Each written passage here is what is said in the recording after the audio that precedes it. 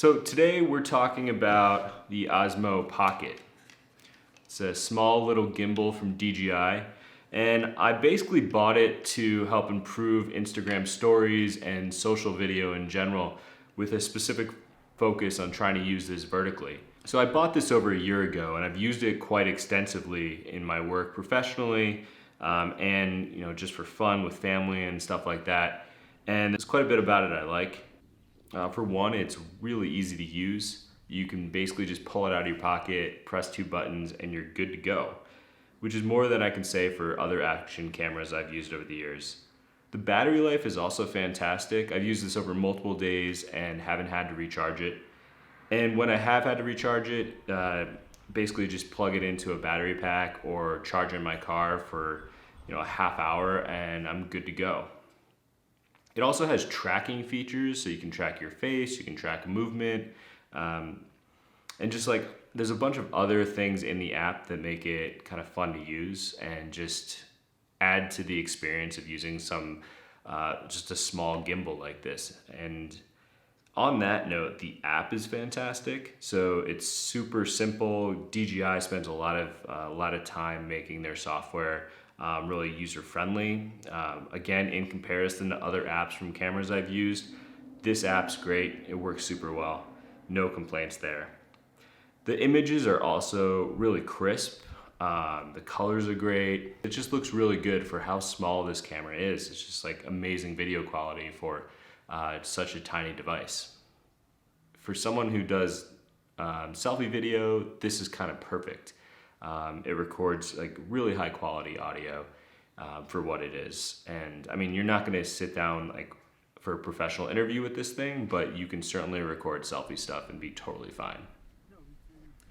There are some significant downsides to this camera, and they also kind of stem from how small the device is to begin with.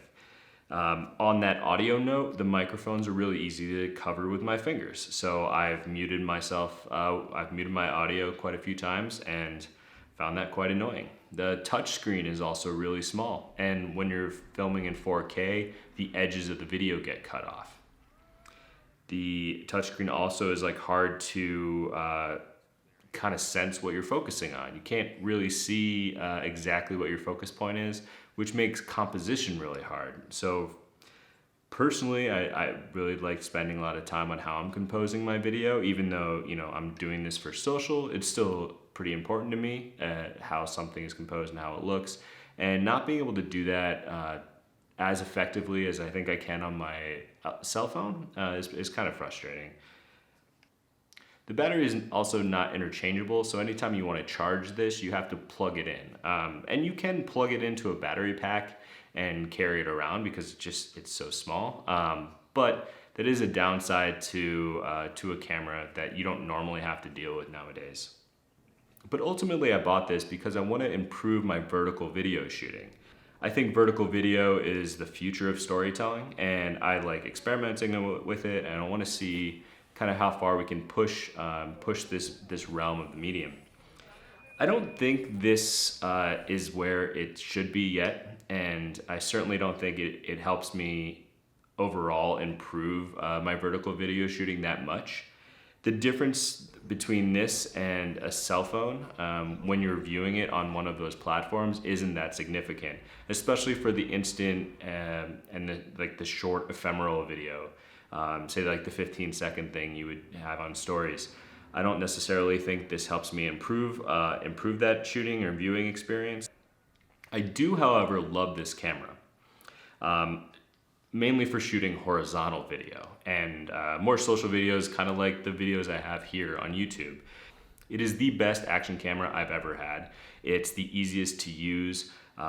Turn it on and go. It also holds up super well. I've banged this around quite a bit over the last year. I've dropped it, I've crushed it in my bag. I've had it in my pocket and jumped in and out of vehicles, moved around, crawled through spaces, and it's held up. I'm actually surprised it hasn't fallen apart yet. I do think this is the perfect device for a vlogger or someone who wants to shoot a lot of video of their family and friends and travel and vacation. Or someone like me who shoots video casually on the side of their professional work and sometimes wants to use it professionally as well.